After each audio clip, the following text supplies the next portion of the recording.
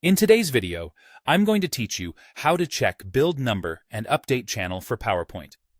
By the end, you'll know exactly where to find your version and build details, how to confirm your update channel, and how to make sure you're on the latest build, all using PowerPoint's built-in menus. Start by opening PowerPoint. From the main screen or any presentation, go to the File tab in the upper left corner. This opens the Backstage view, where you'll find Settings and Account information. On the left, select Account. This page is where Microsoft places product details and update controls for Office apps. Under Product Information, look for the link that says About PowerPoint and click it. A small window will pop up showing your version and build number.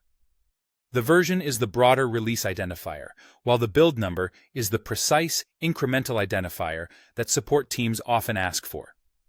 It helps you verify whether a specific fix or feature is included in your installation.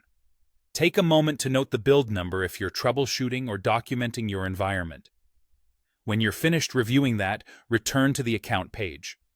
In the same Product Information area, locate Office Updates. Click Update Options to open the drop-down.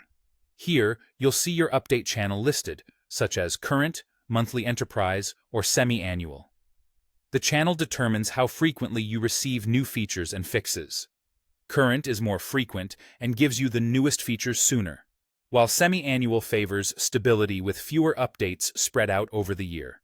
Knowing your channel explains why you might see features appear earlier or later than others.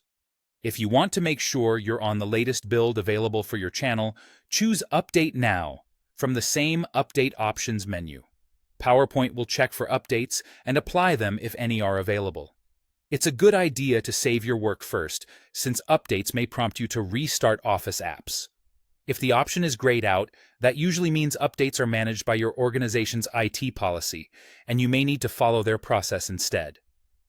Once you're done, close the About PowerPoint window if it's still open. That's all there is to it. You've confirmed your exact version and build, identified your update channel, and learned how to trigger an update on demand. This simple check helps with troubleshooting, compatibility planning, and making sure you're benefiting from the latest improvements in PowerPoint.